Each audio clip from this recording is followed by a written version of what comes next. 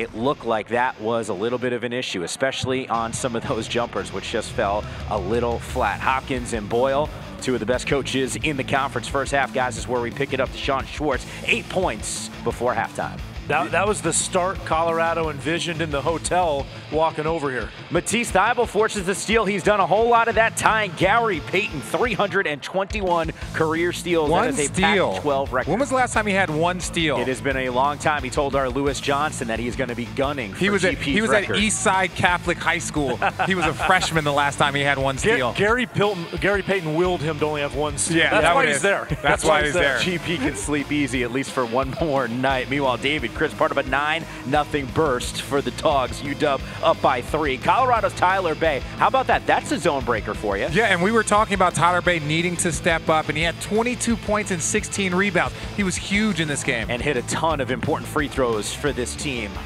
How about that jumper right there?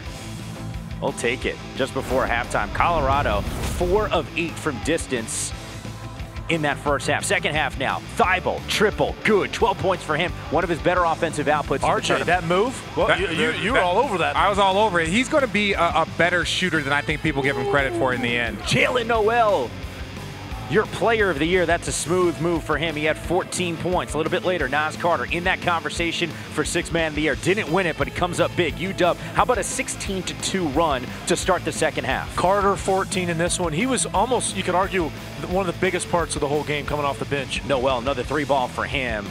Huge buckets for the sensational sophomore this season. There's a reason why he is your player of the year. Meanwhile, Wright misses that layup. How about that? How easy is this right there for someone like that? That was just man among boys right there. Late in this game, under a minute to go, CU actually down 5. Offensive foul here. Shane Gatling.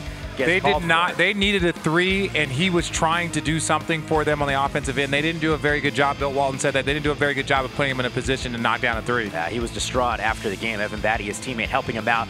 McKinley Wright, offensive showing. The one shot that he hit, and you know why he hit it, is because he just wasn't thinking. But speaking of not thinking, Colorado did not get back on defense, and that pretty much was the nail in the coffin. David Chris getting it done. Colorado, half of their points in the second half actually came at the free throw line. CU 6 of 30 after the break. Took over 7 minutes to get that first bucket. 2 of 16 from 3 in the second half. A painful moment on offense for Colorado because they worked so hard to get to this point.